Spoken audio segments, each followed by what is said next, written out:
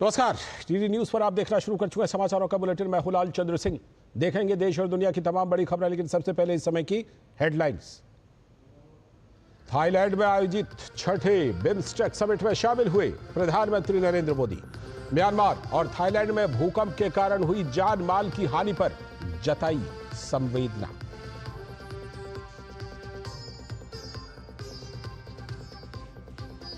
प्रधानमंत्री नरेंद्र मोदी और बांग्लादेश के मुख्य सलाहकार मोहम्मद यूनुस की मुलाकात। अल्पसंख्यकों की हालत पर प्रधानमंत्री ने खुलकर रखी बात, जताई गहरी चिंता। बांग्लादेश में चुनाव को लेकर भी हुई चर्चा। केंद्रीय मंत्रिमंडल के महत्वपूर्ण फैसले, क्लीन ट्रांसपोर्ट पर जोर। भारतीय रेलवे में 4 मल्टी ट्रैकिंग परियोजनाओं को मंजूरी। वाइब्रेंट विलेज कार्यक्रम के दूसरे चरण के लिए 6,839 करोड़ रुपए मंजूर।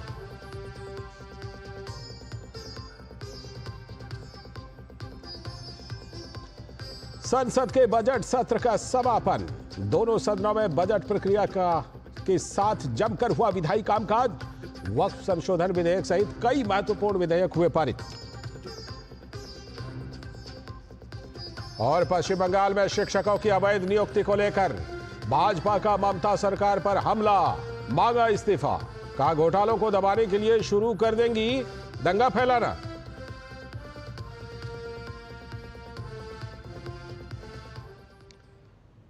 हेडलाइंस के बाद अब खबरें विस्तार से। और बुलेटिन में सबसे पहले बात करते हैं प्रधानमंत्री के थाईलैंड दौरे की।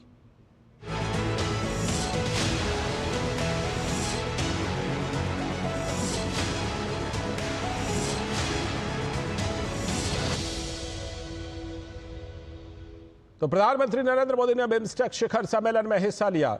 उनकी भागीदारी से इस क्षेत्र में आपसी सहयोग को बल मिला है। पीएम मोदी का कार्यक्रम स्थल पर स्वागत किया गया।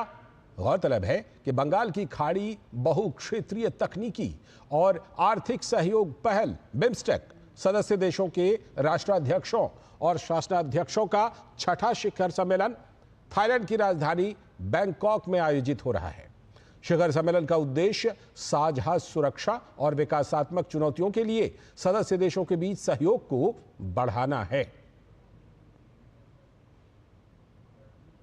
और विदेश मंत्रालय ने प्रधानमंत्री के थाईलैंड दौरे को लेकर प्रेस वार्ता की। प्रधानमंत्री नरेंद्र मोदी ने बिम्स्टेक समिट से इतर बांग्लादेश सरकार के मुख्य सलाहकार मोहम्मद यूनुस से द्विपक्षीय मुलाकात की थी। इसको लेकर विदेश सचिव विक्रम मिस्री ने बताया कि प्रधानमंत्री मोदी ने बांग्लादेश में हिंदुओं सहित अन्य अल्पसंख्यकों की सुरक्षा से संबंधित भारत की चिंताओं को रेखांकित किया और उम्मीद जताई कि बांग्लादेश सरकार उनके खिलाफ किए गए अत्याचारों के मामलों की गहन जांच करके उनकी सुरक्षा को सुनिश्चित करेगी। Prime Minister also met today with Professor Mohammad Yunus, the Chief Advisor of the Interim Government of Bangladesh. Prime Minister reiterated India's support for a democratic, stable, peaceful, progressive and inclusive Bangladesh. Prime Minister also urged in this regard that any rhetoric that vitiates the environment is best avoided. On the border, strict enforcement of the law and the prevention of illegal border crossings, especially at night, is necessary for maintaining border security and stability. Prime Minister also underlined India's concerns related to the safety and security of minorities in Bangladesh, including Hindus, and expressed his expectation that the government of Bangladesh would ensure their security. और साथ ही विदेश सचिव विक्रम मिस्री ने बताया कि Myanmar के वरिष्ठ general Min आंग लाइंग से मुलाकात के दौरान प्रधानमंत्री नरेंद्र मोदी ने म्यांमार में भूकंप से हुई क्षति पर शोक व्यक्त किया। उन्होंने बताया कि प्रधानमंत्री ने म्यांमार में लोकतांत्रिक प्रक्रिया की शीघ्र बहाली के महत्व को भी रेखांकित किया। The Prime Minister offered condolences at the loss of life and the damage caused by the recent earthquake in Myanmar. The two sides exchanged views on India's ongoing efforts under Operation Brahma. The Prime Minister also underlined the importance of early restoration of the democratic process in Myanmar, including through credible and inclusive elections. And both leaders also agreed on the importance of cooperating on matters such as activities of insurgent groups along the borders, transnational crimes, and human trafficking also along the India-Myanmar border. और अमेरिकी राष्ट्रपति Donald Trump द्वारा tariff की घोषणा पर विदेश मंत्रालय ने कहा कि अभी भारत के परिप्रेक्ष्य में अमेरिकी टैरिफ का अध्ययन किया जा रहा है। विदेश मंत्रालय के सचिव पूर्व पी कुमारन ने कहा कि भारत लगातार अमेरिकी प्रशासन के साथ बातचीत कर रहा है। We are still studying this. It's a very recent development. We continue to have discussions with the counterparts in the US administration. And plus, we are also trying to first use all available data to try and analyze the implications for our industry and to address concerns in our own country first before we take it up with any multilateral forum. और प्रधानमंत्री नरेंद्र मोदी ने Thailand यात्रा पर वहां के प्रसिद्ध what फो मंदिर का दौरा किया। पीएम मोदी पहले भी विदेशी दौरों पर कई बार सांस्कृतिक विरासत से जुड़े स्थलों पर गए हैं और वहां भारत के बंधुत्व के संदेश को प्रसारित कर चुके हैं। उन्होंने हमेशा विश्व कल्याण और जन कल्याण की कामना की है। बौद्ध धर्म के प्रसार ने हमारे जन जन को जोड़ा है। अयोध्या से नालंदा तक विद्वानों का आदान प्रदान हुआ है। प्रधानमंत्री शेनावत ने मुझे त्रिपिटक की भेंट की। बुद्ध भूमि भारत की ओर से मैंने इसे हाथ जोड़कर स्वीकार किया। थाईलैंड में प्रधानमंत्री नरेंद्र मोदी ने वॉट फो टेम्पल से दुनिया को एक बार फिर यह संदेश दिया कि भारत भूमि बुद्ध के सहअस्तित्व की है, प्रभु श्री राम के मानवता की है। ये भारत भूमि ही है जिसमें विविधता है, जहां पग पग पर बोली बदलती है, जहां दुनिया के सभी धर्म बिना भेदभाव और बंधुत्व के साथ सदियों से रह रहे हैं। प्रधानमंत्री ने जब भी दुनिया के किसी देश की यात्रा की, उन्होंने भारतीय संस्कृति की विविधता को सामने रखा। आस्था से लबरेज प्रधानमंत्री ने हमेशा विश्व कल्याण और जन कल्याण की कामना की।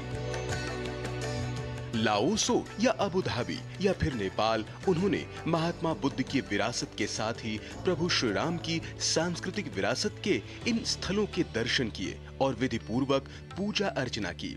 देवाधिदेव महादेव का पवित्र धाम पशुपतिनाथ में भी पूजा अर्चना कर प्रधानमंत्री ने स्पष्ट किया कि भारत अपनी मान्यताओं की परंपरा का निर्वहन करने में पीछे नहीं और न ही अपने बंधुत्व के सिद्धांत से।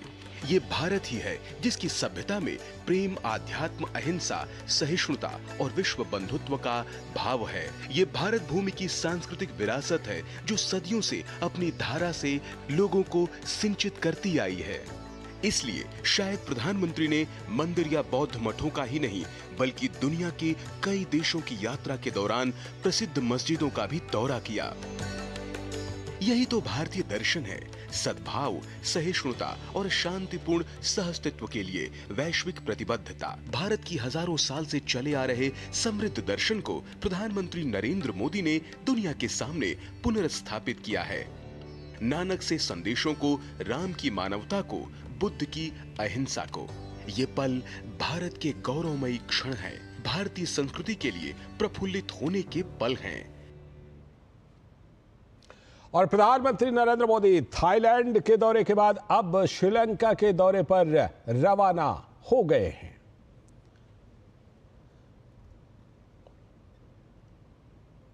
थाईलैंड के बैंकॉक में प्रधानमंत्री नरेंद्र मोदी बिम्स्टेक समिट में हिस्सा लेने के लिए पहुंचे थे और बिम्स्टेक समिट में हिस्सा लेने के साथ ही उन्होंने द्विपक्षीय मुलाकातें भी की और अब श्रीलंका के लिए प्रधानमंत्री नरेंद्र मोदी रवाना हो चुके हैं।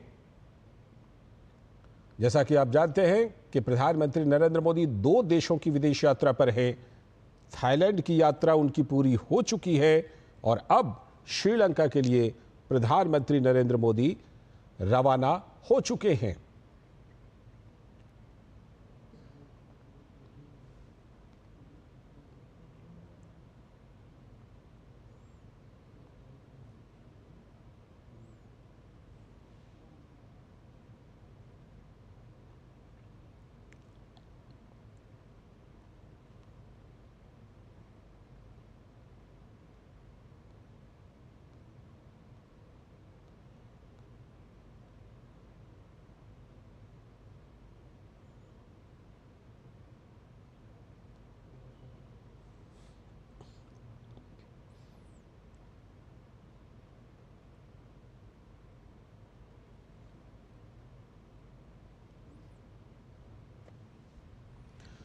तो प्रधानमंत्री नरेंद्र मोदी अपने 2 देशों की यात्रा पर हैं, 2 देशों की विदेश यात्रा पर, जिसमें थाईलैंड की जो उनकी विदेश यात्रा है वो पूरी हो चुकी है, जहां पर उन्होंने बिम्स्टेक समिट में हिस्सा लिया।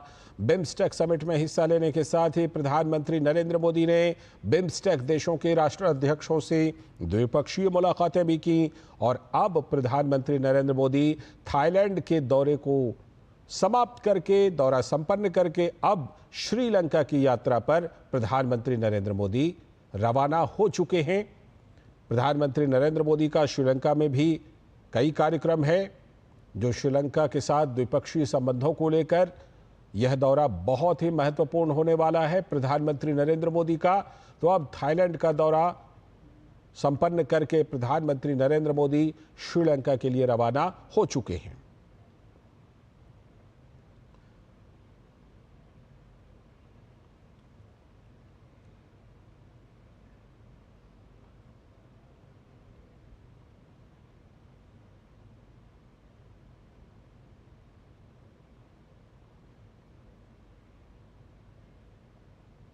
तो आप तस्वीरें देख रहे थे, प्रधानमंत्री नरेंद्र मोदी श्रीलंका के लिए रवाना हो चुके हैं और थाईलैंड में प्रधानमंत्री नरेंद्र मोदी ने नेपाल के अपने समकक्ष केपी शर्मा ओली से मुलाकात की। यह बैठक थाईलैंड की राजधानी बैंकॉक में हुई। दोनों नेताओं ने द्विपक्षीय सहयोग से जुड़े विभिन्न मुद्दों पर विचार विमर्श किया।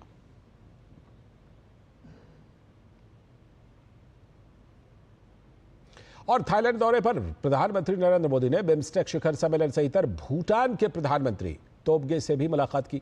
सोशल मीडिया प्लेटफॉर्म एक्स पर मुलाकात की तस्वीर साझा करते हुए प्रधानमंत्री मोदी ने लिखा कि मेरे अच्छे मित्र प्रधानमंत्री तोबगे के साथ बहुत अच्छी बातचीत हुई। भूटान के साथ भारत की मित्रता बहुत मजबूत है। साथ ही उन्होंने लिखा कि हम कई क्षेत्रों में व्यापक सहयोग कर रहे हैं।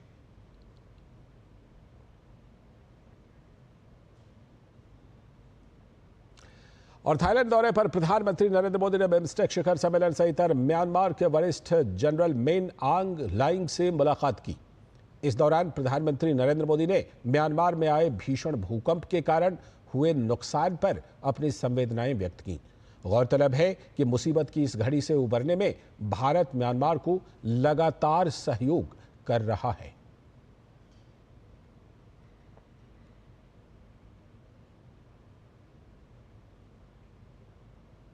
आगे आपको दिखाएंगे आज की कुछ और बड़ी खबरें। फिलहाल वक्त है एक ब्रेक का।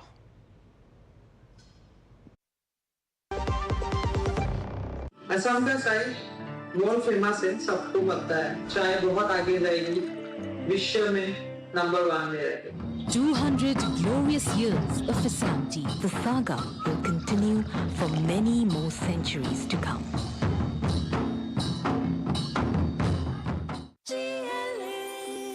जो लक्ष्य चुना था समझ आने लगा है। GLA यूनिवर्सिटी, उच्च लक्ष्य की निश्चित प्राप्ति। स्वागत है ब्रेक के बाद। प्रधानमंत्री नरेंद्र मोदी की अध्यक्षता में आर्थिक मामलों की मंत्रिमंडल समिति ने रेल मंत्रालय की 4 परियोजनाओं को मंजूरी दे दी है, जिनकी कुल लागत लगभग 18,658 करोड़ रुपए है।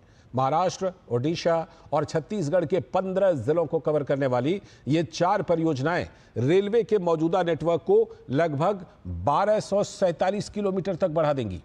इन परियोजनाओं में ओडिशा में संबलपुर जरापदा 3री और 4थी लाइन, ओडिशा में झारसुगुड़ा ससोन 3री और 4थी लाइन, छत्तीसगढ़ में खरसिया नया रायपुर परमल कसा 5वीं और 6ठी लाइन और महाराष्ट्र में गोंदिया बल्लारसा लाइन का दोहरीकरण शामिल है।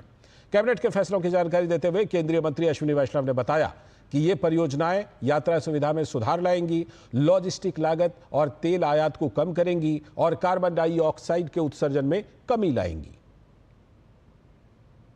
ये 4 प्रोजेक्ट अकेले 95 करोड़ लीटर डीजल बचाते हैं। 95 करोड़ लीटर डीजल बचाते हैं, 477 करोड़ कार्बन डाइऑक्साइड बचाते हैं और 7,575 करोड़ के बराबर का जो फॉरेन एक्सचेंज जाता था, उस मतलब डीजल पे जो एक्सपेंडिचर होता देश का, देश के पॉइंट ऑफ व्यू से वो बचता है इससे। और this is equivalent to planting 19 crore trees.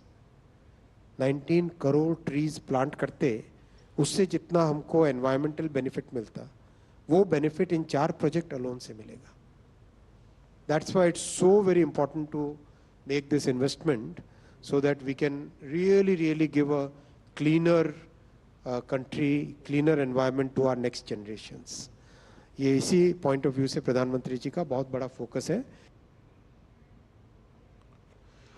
और बात अब संसद की कार्यवाही अनिश्चितकाल तक के लिए स्थगित कर दी गई है. लोकसभा के अध्यक्ष ओम बिरला ने शुक्रवार को सदन की कार्यवाही अनिश्चितकाल के लिए स्थगित करते हुए कहा कि लोकसभा में इस सत्र के दौरान वक्फ संशोधन विधेयक सहित कुल 16 विधेयक पारित किए गए.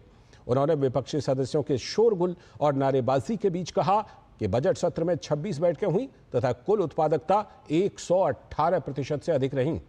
राष्ट्रपति द्रौपदी मुर्मू के अभिभाषण पर धन्यवाद प्रस्ताव पर चर्चा में 173 सदस्यों ने भागीदारी की. ओम बिरला ने कहा कि सदन में केंद्रीय बजट पर चर्चा में 169 सदस्यों ने भाग लिया. वहीं सत्र के दौरान 10 सरकारी विधेयक पुनर्स्थापित किए गए और वक्फ संशोधन विधेयक 2025 सहित 16 विधेयक पारित किए गए. उन्होंने कहा कि सत्र में 3 अप्रैल तक शून्यकाल के दौरान 202 सदस्यों ने लोक महत्व के विषय उठाए, जो सदन में एक रिकॉर्ड है. और वहीं राज्यसभा की कार्यवाही भी अनिश्चितकाल के लिए स्थगित कर दी गई. सभापति जगदीप धनखड़ ने सदन में कार्यवाही अनिश्चितकाल के लिए स्थगित करने की घोषणा करते हुए कहा कि बजट सत्र में सदन की उत्पादकता 90% रही है. राज्यसभा में बजट सत्र में राष्ट्रपति के अभिभाषण पर 3 दिनों तक चर्चा हुई. बजट 2025-26 में भी सार्थक चर्चा हुई. 49 प्राइवेट मेंबर बिल आए. कुल 159 घंटे सदन चला, जिनमें 4 अतिरिक्त घंटे भी शामिल हैं. कल सदन की बैठक 11 बजे शुरू हुई और आज सवेरे 4:02 पर खत्म हुई, जो इस सदन के इतिहास की सबसे लंबी बैठक है. और केंद्रीय संसदीय कार्य और अल्पसंख्यक मामलों के मंत्री किरेन रिजिजू ने बजट सत्र सफलतापूर्वक संपन्न होने पर एक प्रेस वार्ता की. किरेन रिजिजू ने कहा कि बजट सत्र की उत्पादकता काफी अच्छी रही. इसके लिए उन्होंने लोकसभा अध्यक्ष, राज्यसभा के सभापति को धन्यवाद दिया और पीएम मोदी का आभार भी जताया. I would like to thank the entire team for making tireless efforts to ensure that the Parliament business and functioning are given proper support, and also to follow the rules, regulation, procedures, conventions in running the House. From the government side, we would like to extend our gratitude to both Honorable Chairman of Rajya Sabha and Honorable Speaker of Lok Sabha and all political leaders, right from Honorable Prime Minister to the leaders of all political parties, for the smooth functioning of the budget session. This budget session has been very productive. It has already been announced by both Honorable Chairman and the Speaker, so I'm not going to repeat. The productivity of this session has been extremely very high. और इसके साथ ही किरेन रिजिजू ने कहा कि कल हमने राज्यसभा में एक महत्वपूर्ण उपलब्धि हासिल की है. हमने एक नया रिकॉर्ड बनाया है. हमने राज्यसभा में वक्फ संशोधन विधेयक पर 17 घंटे और 2 मिनट तक चर्चा की. इस रिकॉर्ड को तोड़ना बेहद मुश्किल लगता है. वक्फ संशोधन विधेयक पर चर्चा के दौरान एक भी व्यवधान नहीं हुआ. We created the new record, and yesterday in Rajya Sabha, it broke the record by devoting 17 hours and 2 minutes of discussion. So this is 2 minutes, 17 hours and 2 minutes. So a record, a history has been created, and for any circumstances, this record to be broken seems to be extremely difficult, because to run the House consecutively for 2 days, from 11 a.m. on 3rd to 4:02 a.m. in the morning of the next day, 4th. It's a record which is because of the support contribution of all the honorable members and not a single disruption during the discussion for the Waqf Amendment Bill. So the time taken for the discussion of Waqf Amendment Bill, both in Lok Sabha and Rajya Sabha, had gone without any adjournment, any disruption, except pleasant exchanges of sarcasm, criticism, and also suggestions. और आगे बढ़ने से पहले लेते हैं एक और break. आप देखते रहिए DD news. Assam tea and the culture around it is so unique and integral to the identity of Assam that we can't even think of Assam without tea. 200 glorious years of Assam tea. The saga will continue for many more centuries to come.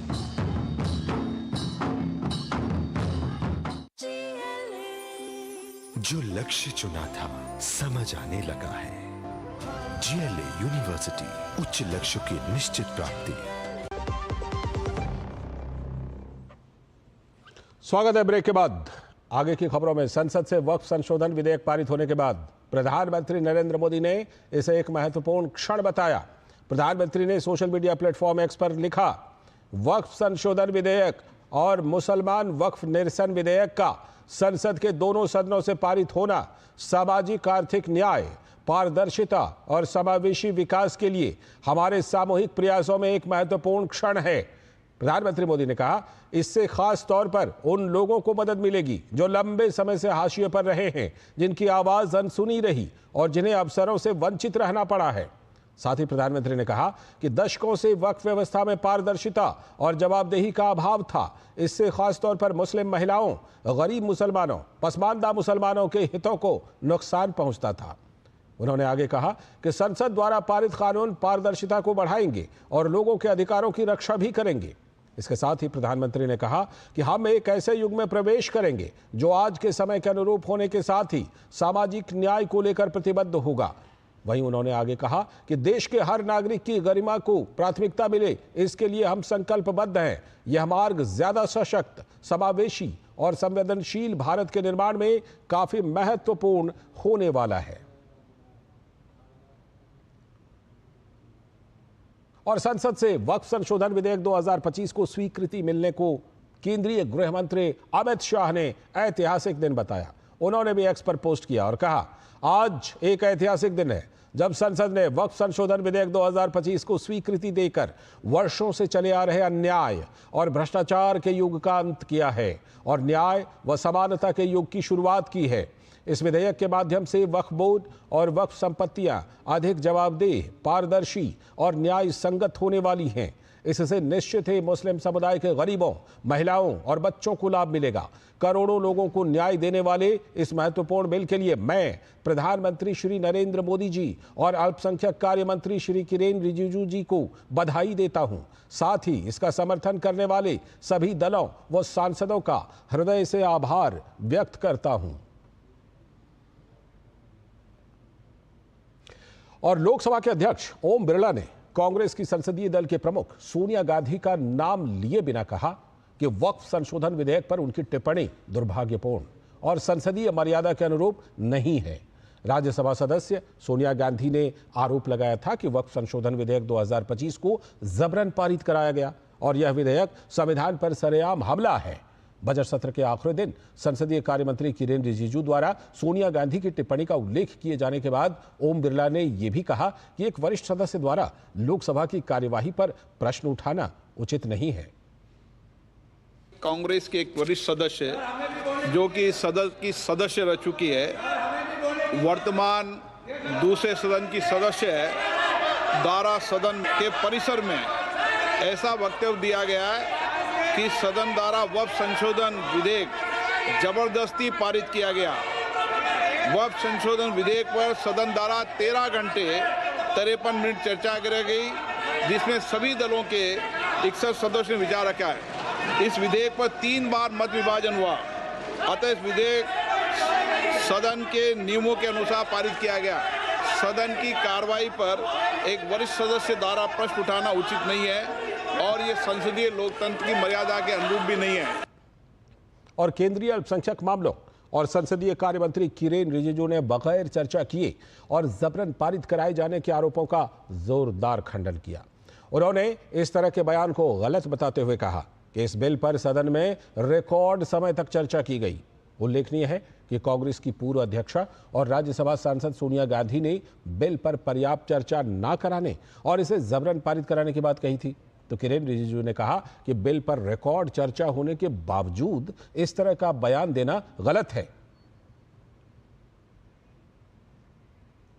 Waqf amendment bill में पुराना record जो ESMA act पे चर्चा हुई थी 1981 में 16 hours 51 minutes discussion हुआ था, इसको रिकॉर्ड तोड़ कर राज्यसभा में 17 आवर्स 2 मिनट्स चर्चा करके हिस्टोरिक सबसे लंबी चर्चा आज तक किसी बिल में पारित हुआ। कई सांसद मेरे पास आए थे, आकर के मुझे कहा कि दूसरे सदन के एक सदस्य ने इतना मेहनत करने के बावजूद भी ये एलिगेशन लगाया कि बिना चर्चा बुलडोज करके बिल पास किया गया है।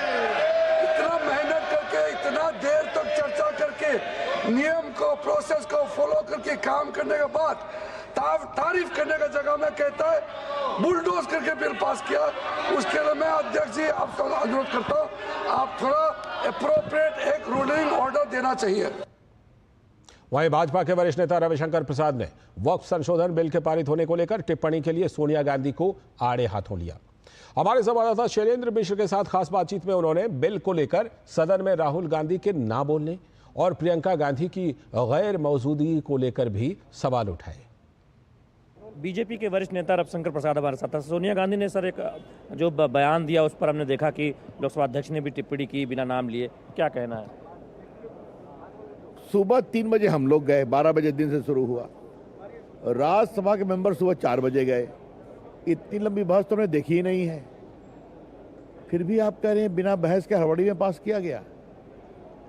खुलकर चर्चा हुई, आप लोगों ने दिखाया, देश ने देखा, टीवी पर पूरे देश ने देखा कैसे चर्चा हुई है।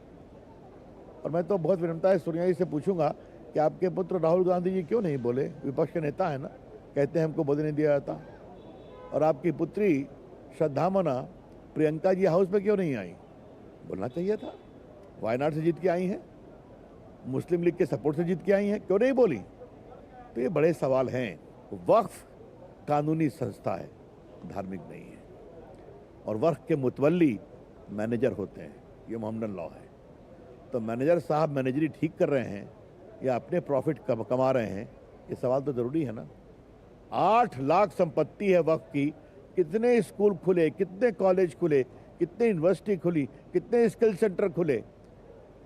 और महिलाओं को, खवातीनों को क्या इज्जत मिलती है वक्फ की प्रॉपर्टी में?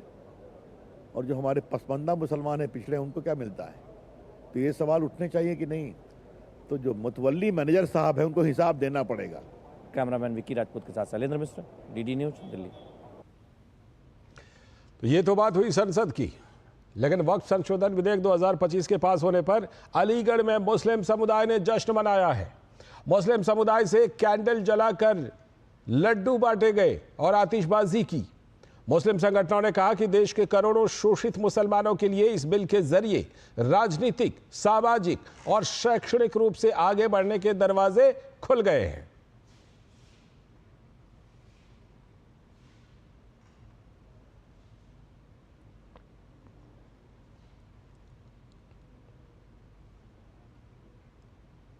ऐतिहासिक काम हुआ है।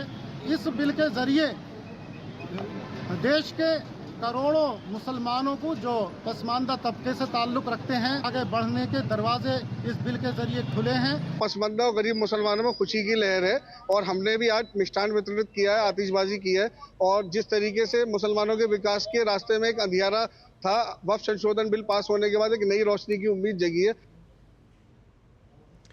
और राष्ट्रपति द्रौपदी मुर्मू की 2 महत्वपूर्ण देशों पोर्टुगल और स्लोवाकिया की आगामी यात्राएं होने वाली हैं। तो विदेश मंत्रालय के सचिव पश्चिम तन्मय लाल ने इसकी जानकारी देते हुए कहा कि राष्ट्रपति पोर्टुगल की यात्रा के दौरान समकक्ष राष्ट्रपति मार्सेलो रेबेलो डी सूसा, पोर्टुगल के प्रधानमंत्री एवं पोर्टुगल में बसे भारतीय मूल के लोगों से भी मुलाकात करेंगी। गौरतलब है कि राष्ट्रपति की पोर्टुगल यात्रा ऐसे समय में हो रही है जब दोनों देशों के बीच राजनयिक संबंधों के 50 वर्ष पूरे होने का जश्न मनाया जा रहा है। For the state visit that is upcoming now, the Honorable Rashtrapati Ji will hold delegation level talks with the counterpart, President De Sousa.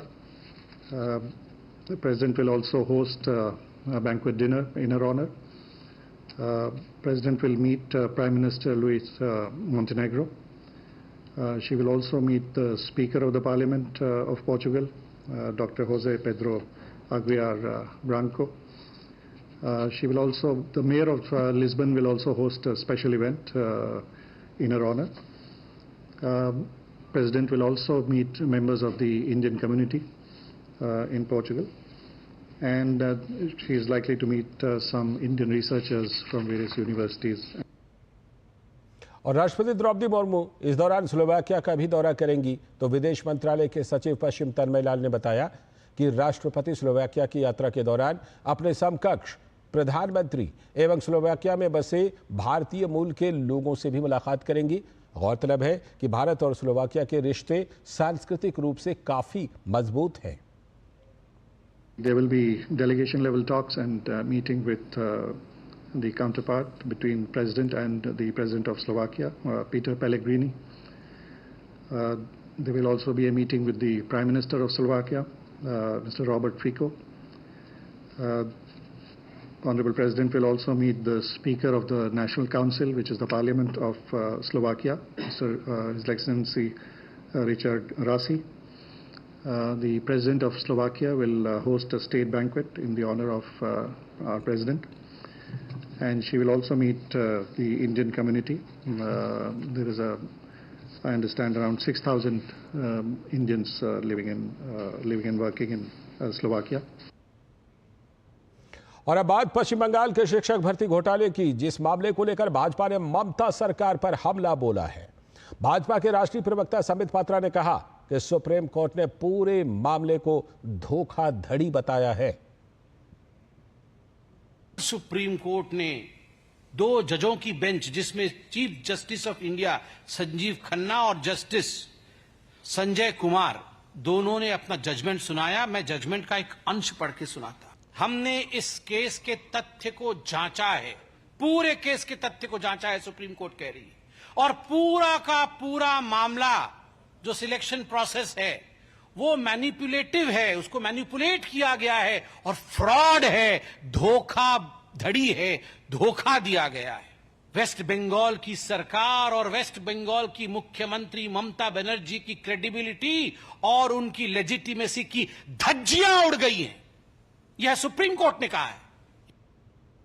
साथ ही संबित पात्रा ने कहा कि बंगाल में दीदी की दादागिरी पूरा विश्व देख रहा है, वहीं बंगाल में भ्रष्टाचार चरम पर है। बंगाल की परिस्थिति, बंगाल का भ्रष्टाचार, बंगाल में दीदी की दादागिरी, यह आज पूरे भारतवर्ष में ही नहीं विश्व में लोग देख रहे हैं। बड़े दुख के साथ कहना पड़ रहा है कि ममता बनर्जी एवं उनकी सरकार ने बंगाल में जिस प्रकार से भ्रष्टाचार को अनलीश किया है, भ्रष्टाचार को खुलेआम छोड़ रखा है, आज उसका गाज लाखों लोगों के ऊपर पड़ा है। और पश्चिम बंगाल भाजपा के अध्यक्ष सुकांतो मजूमदार ने कहा कि ममता बनर्जी ने पश्चिम बंगाल को शॉपिंग मॉल बना दिया है। मॉल बना दिया है ममता बनर्जी ने पश्चिम बंगाल को। जो खरीदना है आपको, टीचर खरीदना है, नौकरी खरीदना है, सैंड लेके नदी से बेचना है, जो चाहे आप कर सकते हैं, सिर्फ पैसा देना है। शॉपिंग मॉल बना के रख दिया है ममता बनर्जी पश्चिम बंगाल को। और अब खबर उत्तर प्रदेश से। मुख्यमंत्री योगी आदित्यनाथ ने लखनऊ विकास प्राधिकरण की अनंत नगर आवासीय योजना में भूखंडों के पंजीकरण का उद्घाटन किया। ये योजना 6,500 करोड़ रुपए की लागत से 785 एकड़ में प्रस्तावित है। इस अवसर पर योगी आदित्यनाथ ने लखनऊ वासियों को बधाई दी। साथ ही कहा कि डबल इंजन सरकार की प्राथमिकता है कि लोगों के जीवन की सुगमता बढ़े। उत्तर प्रदेश की राजधानी लखनऊ में एक बेहतरीन कार्य योजना के साथ आधुनिक सुविधाओं से युक्त एक नई आवासीय योजना के शुभारंभ के अवसर पर मैं पूरे लखनऊ वासियों को और आने वाले समय में उन सभी महानुभावों को जो इस योजना से लाभान्वित होने वाले हैं, उन सभी को मैं हृदय से इस अवसर पर बधाई देता हूं, अपनी शुभकामनाएं देता हूं। लखनऊ विकास प्राधिकरण ने लगभग 800 एकड़ क्षेत्रफल में 7,000 करोड़ रुपए की लागत से इस बड़ी आवासीय स्कीम को लाने में सफलता प्राप्त की है। आगे की खबरों में नई एवं अहम तकनीकों को अपनाने में तत्परता दिखाने के मामले में भारत 36वें स्थान पर है। अंकटाड की रिपोर्ट के अनुसार भारत की रैंकिंग में पिछले वर्षों की तुलना में सुधार हुआ है। साल 2022 में भारत इस सूचकांक में 48वें स्थान पर था। रैंकिंग में उन देशों को शामिल किया गया है जो नई एवं अहम तकनीकों को अपनाने में तत्परता दिखाते हैं। सूचकांक में सूचना एवं संचार प्रौद्योगिकी, कौशल, अनुसंधान और विकास गतिविधि, औद्योगिक क्षमता और वित्त तक पहुंच के संकेतकों को शामिल किया गया है। भारत सूचना एवं संचार प्रौद्योगिकी के लिए 99वें, कौशल के लिए 113वें, अनुसंधान और विकास गतिविधि के लिए 3रे, औद्योगिक क्षमता के लिए 10वें और वित्त के लिए 70वें स्थान पर है। रिपोर्ट में कहा गया है कि मानव संसाधन के मामले में भूटान, भारत, मोरक्को, मोल्दोवा गणराज्य और तिमोर लेस्ते की रैंकिंग में सुधार हुआ है। रिपोर्ट में कहा गया है कि ब्राजील, चीन, भारत और फिलीपींस विकासशील देश हैं जो प्रौद्योगिकी तत्परता में बेहतर प्रदर्शन कर रहे हैं। इस रिपोर्ट के अनुसार अमेरिका, चीन, जर्मनी, भारत और ब्रिटेन ने एआई के क्षेत्र में भी अपनी वैज्ञानिक ताकत दिखाई है। 1.4 अरब डॉलर के निवेश के साथ भारत इस मामले में 10वें स्थान पर है।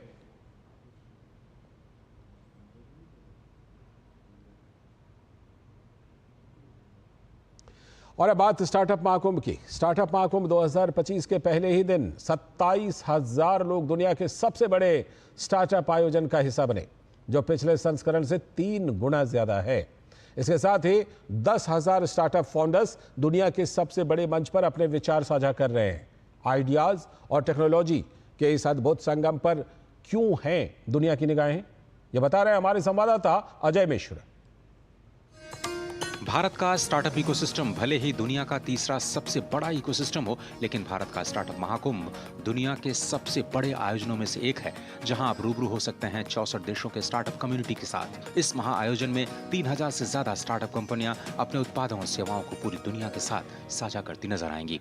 स्टार्टअप इकोसिस्टम अपने अनोखे बिजनेस आइडियाज और तकनीकी सोल्यूशन के जरिए किसी खास समस्या का समाधान देता है। भारत में ये इकोसिस्टम भले ही 9 साल पुराना हो, लेकिन थोड़े ही समय में इसने पूरी दुनिया में अपनी एक अनोखी पहचान बना ली है।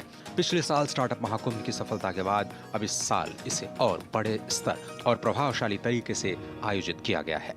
Wealth creation in the short run may happen with some of these conveniences, पर दुकानदारी का ही काम करना है हमें, या विश्वव्यापी और इंटरनेशनल स्केल का भारत की पहचान बनानी है। That, friends, is the choice before us. इस साल की थीम रखी गई है स्टार्टअप इंडिया @2047 भारत इनोवेट्स। 64 देशों के 10,000 से ज्यादा प्रतिनिधि भारत इनोवेट्स की नई ब्रांडिंग से रूबरू हो रहे हैं।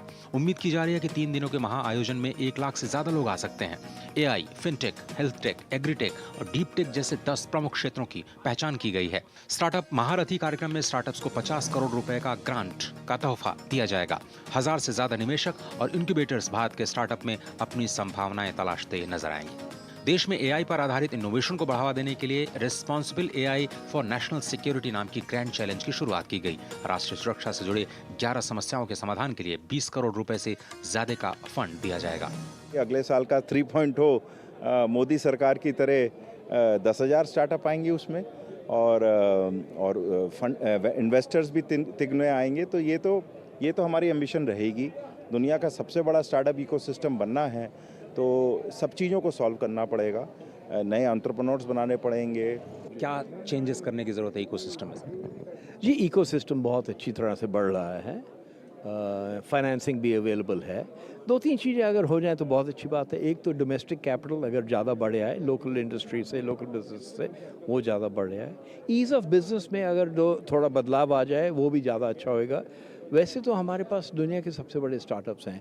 India will be number 1 startup country in the world.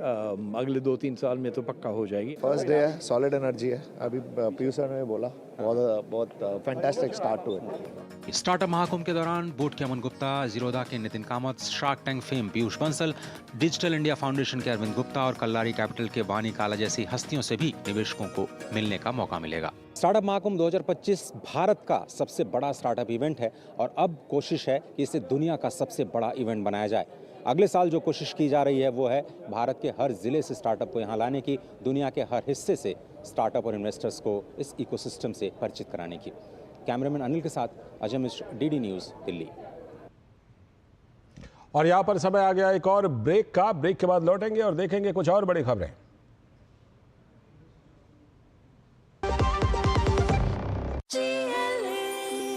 जो लक्ष्य चुना था समझ आने लगा है। GLA यूनिवर्सिटी, उच्च लक्ष्य की निश्चित प्राप्ति। Some tea is the best tea. It's a magical beverage actually. Some tea is of rice. 200 glorious years of Vasanti. The saga will continue for many more centuries to come.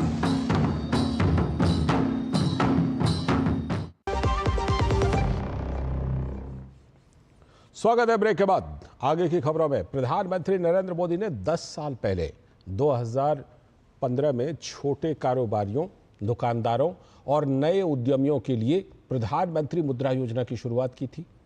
ये योजना छोटे कारोबारियों के लिए किसी वरदान से कम साबित नहीं हुई है। इस योजना के तहत उन्हें बिना गारंटी के लोन मिला, जिससे उन्होंने अपना खुद का व्यवसाय शुरू किया और अब आत्मनिर्भर बन चुके हैं। छत्तीसगढ़ के रहने वाले प्रकाश ध्रुव की जिंदगी कैसे इस योजना ने बदल दी, देखिए इस पर यह खास रिपोर्ट।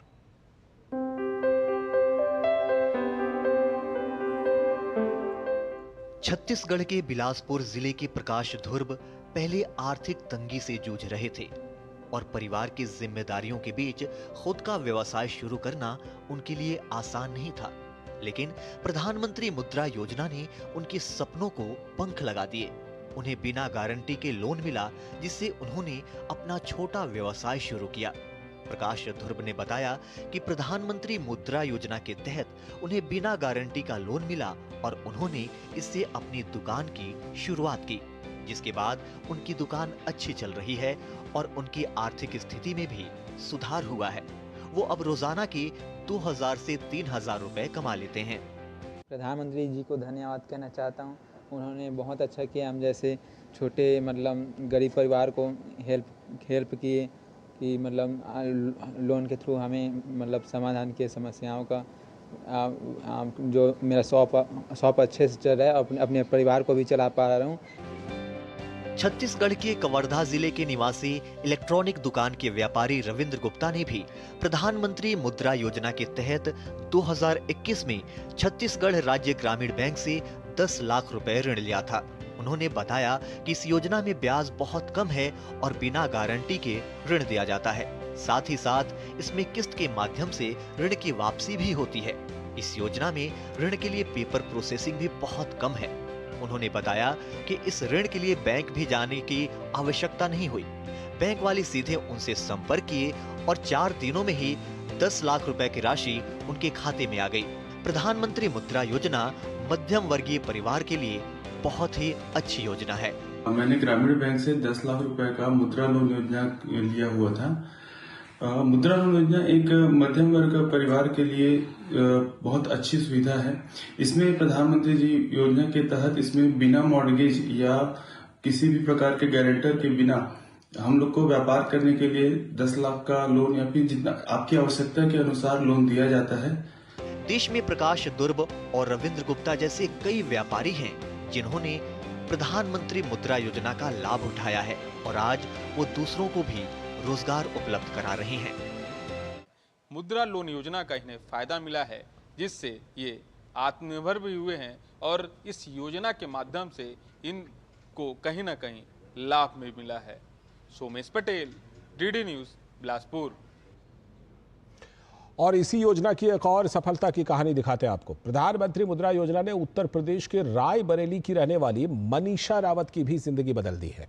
मनीषा ने मुद्रा योजना का लाभ लेते हुए न सिर्फ अपने आप को स्थापित किया, बल्कि लगभग 1 दर्जन लोगों को रोजगार भी दिया है।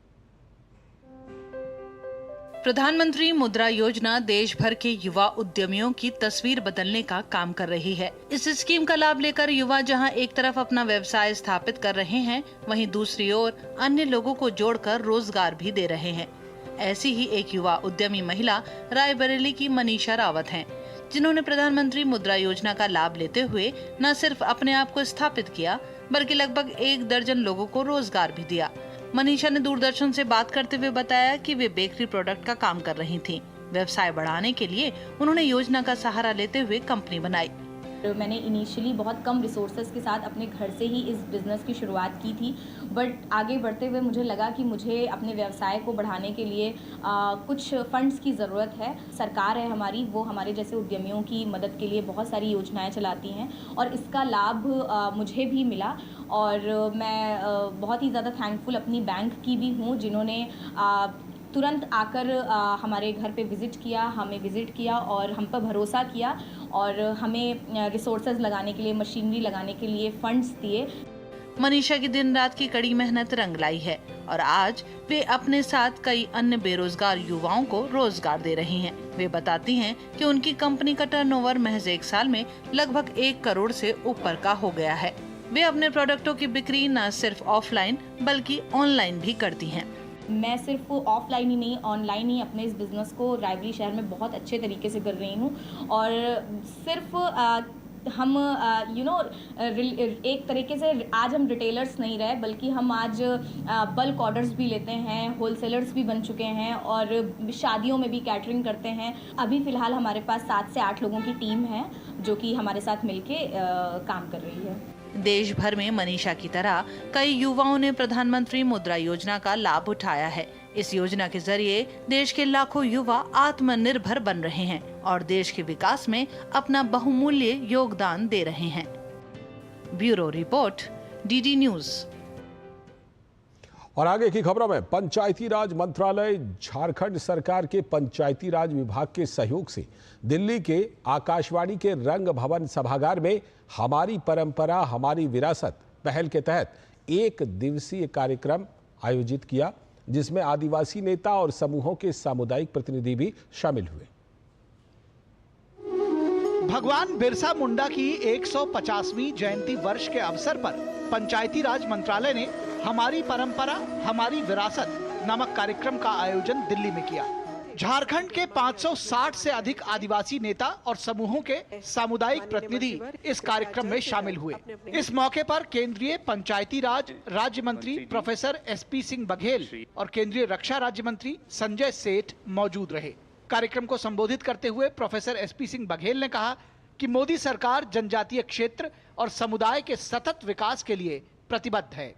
ये जो कार्यक्रम पंचायत राज भारत सरकार के पंचायती राज विभाग और झारखंड के पंचायती राज विभाग के संयुक्त सौजन्य से आज दिल्ली में हमारी परंपरा हमारी विरासत कार्यक्रम यहाँ हुआ है, जिसमें झारखंड के जनजाति भाई बहन को बुलाया गया है और विभिन्न सांस्कृतिक कार्यक्रम हो रहे हैं। ऐसा करके हम उनकी विरासत को, परंपराओं को, रीति को, नीति को, उनकी लोक भाषा, लोक भोजन, लोक भूषा, लोकगीत, लोक संगीत, लोक नृत्य, उसको अक्षुण्ण बनाने के काम कर रहे हैं। इस कार्यक्रम में खास तौर पर पारंपरिक संथाली नृत्य और मुंडा जनजातीय कहानी पाठ के साथ प्रदेश की सांस्कृतिक झलक देखने को मिली। सरकार की ये बहुत बड़ी पहल है, बहुत बड़ी सोच है और हम लोग सरकार को तहे दिल से धन्यवाद देना चाहेंगे, ताकि इतना सुंदर, इतना सुनियोजित ढंग से जो पेश किए हैं उसके लिए बहुत बहुत आभार प्रकट करते हैं। इस प्रोग्राम में आके बहुत ही अच्छा लगा। इसमें हम लोग अपने जितने भी हमारे जो हमारी परंपरा हमारी विरासत से जुड़े हुए पदाधिकारीगण, मंत्रीगण, इनसे हम लोग मिले और मिल के हमारी परंपरा, हमारी विरासत को जो मोदी जी ने आगे बढ़ाने का प्रयास किया। हमारे आदिवासी की बात हमारे मोदी सर कर रहे हैं, हमें अच्छी लगती भी है और उनका बहुत सारा पहल भी है कि हम लोग को आगे ले जाने के लिए। मोदी सरकार का भी जो पहल है तो हम लोग को सही पटरी पर लाने का कोशिश कर रहे हैं। गौरतलब है कि आदिवासियों की संस्कृति और समृद्ध परंपरा को समर्पित यह कार्यक्रम उन्हें एक सार्थक मंच प्रदान कर रहा है, जो कि केंद्र सरकार की आदिवासियों के सशक्तिकरण के मंत्र को साकार करते नजर आ रहे हैं। नई दिल्ली से उर्मिलेश भट्ट की रिपोर्ट, डीडी न्यूज। और अब अगली खबर, म्यांमार में आए भूकंप के बाद भारत का ऑपरेशन ब्रह्मा के तहत तेजी से राहत और बचाव अभियान जारी है। और इसी कड़ी में भारतीय राजदूत अभय ठाकुर ने भारत की तारीफ करते हुए डीडी न्यूज से ये खास बातचीत की है। मेरे साथ इस वक्त मौजूद है अभय ठाकुर, जो इंडियन एम्बेसडर है म्यांमार में। सबसे पहले तो सर बहुत बहुत शुक्रिया हमसे बात करने के लिए। म्यांमार में जो त्रासदी हुई है सर, वो बहुत बड़ी लेवल पे हुई है और भारत फर्स्ट रिस्पॉन्डर की भूमिका में आया। क्या क्या अभी तक हम लोगों ने किया है, थोड़ा डिटेल बता सकते हैं? हमारे एयरक्राफ्ट अभी तक यहाँ आ चुके हैं, 5 इंडियन नेवी के शिप्स आ रहे हैं, 4 आ चुके हैं, 5वां कल आने वाला है। 1000 टन से ज़्यादा का रिलीफ मटेरियल हम म्यांमार को दे चुके हैं। म्यांमार की सरकार में, म्यांमार के लोगों में, जहाँ जहाँ भी इस अर्थक्वेक का इफेक्ट आया है, सभी जगह में भारत की इस मदद की बहुत प्रशंसा हुई है, जिसका कोई वेस्टेड इंटरेस्ट नहीं है, किसी प्रकार का कोई भी हिडन एजेंडा नहीं है। वैसे भी भूकंप के जब नहीं था तब भी म्यांमार भारत का एक बहुत ही करीबी डेवलपमेंटल असिस्टेंस पार्टनर था। दोस्ती और ज़्यादा गहरी होने वाली है क्योंकि भारत म्यांमार के साथ खड़ा है। ये थे इंडियन एम्बेसडर म्यांमार में, जो बता रहे थे कि जब ज़रूरत पड़ती है तब दोस्त आगे आता है। क्या पसंद संजय? और अब बात नवरात्रि की। चैत्र नवरात्रि का महापर्व चल रहा है और आज सप्तमी तिथि है और इस दिन विशेष रूप से मां दुर्गा के 7वें स्वरूप मां कालरात्रि की पूजा अर्चना की जाती है। तो दिल्ली के कालका जी मंदिर में भी भक्तों की भीड़ लगी हुई है। देखिए डीडी न्यूज की संवाददाता डॉक्टर सुया शर्मा की ये रिपोर्ट। चैत्र नवरात्रि का 7वां दिन है। आप देख रहे हैं मंदिरों में धूम है और आप सामने देख रहे हैं मां कालरात्रि के। सबसे पहले आपको दर्शन करा देती हूँ। हम कालका जी मंदिर में हैं। आप सबसे पहले मां कालका जी के दर्शन कीजिएगा। आप देखिए मां अपने दोनों हाथों से आशीर्वाद दे रही हैं। सभी के जीवन में से दुख और कष्ट दूर हो जाएं, इन सभी का आशीर्वाद दे रही हैं। भक्तों का तांता लगा हुआ है। भीड़ आप देखिए किस तरीके से है, लेकिन प्रशासन की तरफ से पूरी तैयारी की गई है और यहाँ जो मंत्र है उसका जाप हो रहा है। ओम ह्रीं क्लीं चामुंडाय विचय नमः। माँ के जयकारे लग रहे हैं।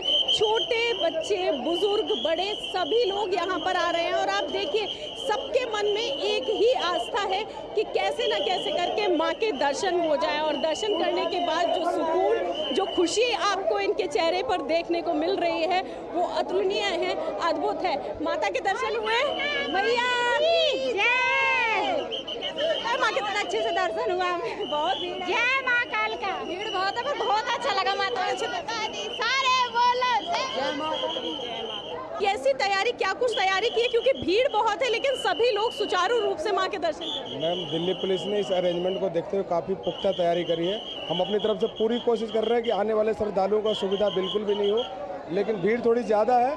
पब्लिक एकदम से नवरात्रों का आखिरी अब दौर चल पड़ा है तो पब्लिक बहुत ज़्यादा आ रही है, तो इसलिए थोड़ा मैनेजमेंट में दिक्कत हो रही है, बट ओवरऑल अरेंजमेंट हमने ओके बना रखा है। भगवती कालरात्रि माँ कालिका का ही एक स्वरूप है। भगवती कालरात्रि की 4 भुजाएं, जिसमें दाहिने हाथ में उनके वर और अभय मुद्रा बनाए हुए, जो है बाएं हाथ के अंदर उनके खड़ग और जो वज्र धारण किए हुए हैं, उनके 3 नेत्र हैं जिनके अंदर बिजली सी चमक है और उनका पूरा शरीर जो है दिव्य उससे जो प्रकाशमान है। जो ओम ह्रीं श्रीं क्लीं कालरात्रि नमः, इसका धूप दीप गंध नैवेद्य आदि अर्पित करें और विशेष रूप से नीले रंग के पुष्प जो हैं भगवती को अर्पित करें। या कमल के पुष्प अर्पित करें तो भगवती जो है प्रसन्न होकर अज्ञान के अंधकार को दूर कर ज्ञान का आलोक जो है साधक के जीवन में फैलाती हैं। कहते हैं मान्यता भी है यहाँ की कि माँ से जो भी मांगा जाता है माँ उसको पूर्ण रूप से पूरा कर देती हैं। माता के दर्शन किए आपने? हाँ जी, मैंने माता जी के दर्शन किए और बहुत ज़्यादा प्यारे दर्शन हुए। प्रशासन की तरफ से आपको तैयारियां कैसी लगी? जी, प्रशासन तरफ से तैयारी बहुत अच्छी है, बहुत सुविधा है। किसी को दर्शन हो गए हैं और कोई लाइन में लगा हुआ है माँ के दर्शन करने के लिए, इस आस में कि जैसे ही माँ के दर्शन पूरे होंगे उनकी सारी आराधना सफल हो जाएगी और माँ का आशीर्वाद उन्हें मिलेगा। कैमरा पर्सन उत्तम के साथ मैं डॉक्टर सुयश शर्मा, डीडी न्यूज़ के लिए कालका जी से। और आप सभी को नवरात्र की ढेर सारी शुभकामनाओं के साथ इस बुलेटिन में फिलहाल इतना ही। नमस्कार।